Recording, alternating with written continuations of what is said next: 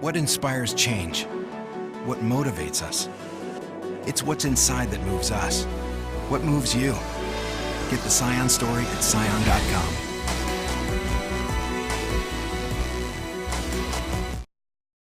U.S. Department of Justice Attorney Robert Mullaney alluded that Lieutenant Governor Ray Tenorio is in collusion with Governor Eddie Calvo and his family to be compensated as former Ladom landowners instead of protecting the interests of the people of Guam. He said this during a hearing in district court for a motion to stay the procurement of the ORDOT dump closure. Mullaney was referring to a brief Tenorio filed in which the lieutenant governor stated that unless the federal receiver paid the former landowners, he would act to block the procurement contract for ORDOT dump.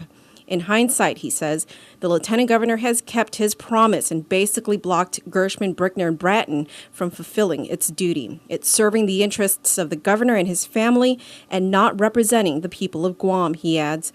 One of the former landowners is Calvo's Insurance Underwriters, which is part of Governor Eddie Calvo's family enterprises. There is no conspiracy, there's no collusion, there's just an interest in making sure that the people of Guam, in the long run, are only paying what they have to pay for and are making sure that we pay for what we've already got in front of us. Attorney Roland Mantanotnya, representing the governor's office, says the government is obligated to pay the former landowners, a debt which currently stands at about $30 million, but in the long run could balloon to hundreds of millions of dollars.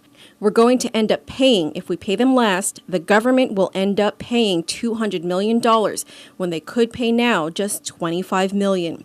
Right now, says Mantanotnya, the government doesn't have the money to pay landowners, nor does it have the ability to borrow the money. However, on the other side of that argument, Mullaney says the government could also face penalties for delaying the closure of ORDOT dump.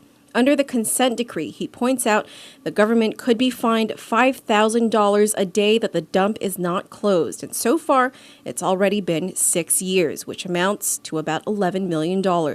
We could have penalized the government for delaying the closure, he says, but we chose not to. We were concerned with the closure of ORDOT. Mantanotnya, meanwhile, maintains that the governor's office has not had a voice and simply wants to be able to actively participate in decisions regarding the solid waste consent decree. He also says that a short delay in the dump closure will not result in substantial environmental harm to the island. While he believes that the leachate has already been stopped, the U.S. government says there is still leachate leaking into the Longfit River from the ORDOT dump.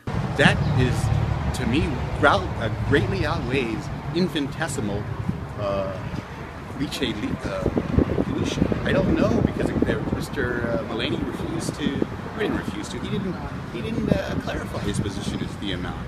It is, but is that is it a couple of pieces of algae, or is this a green river running down here? There's two different things. Mullaney, on the other hand, says the amount does not matter. What matters is that there is leachate, and therefore the Guam government continues to violate the Clean Water Act. This is an incredible public nuisance, he says.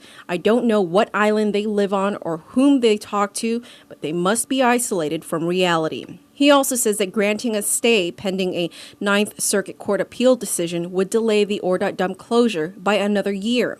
Mantanotnya, however, maintains that the bond is responsible for paying the Ladom judgment. He asked Judge Gatewood that if the motion to stay is denied, to at least grant a 14-day temporary stay to allow the parties to plan its next move.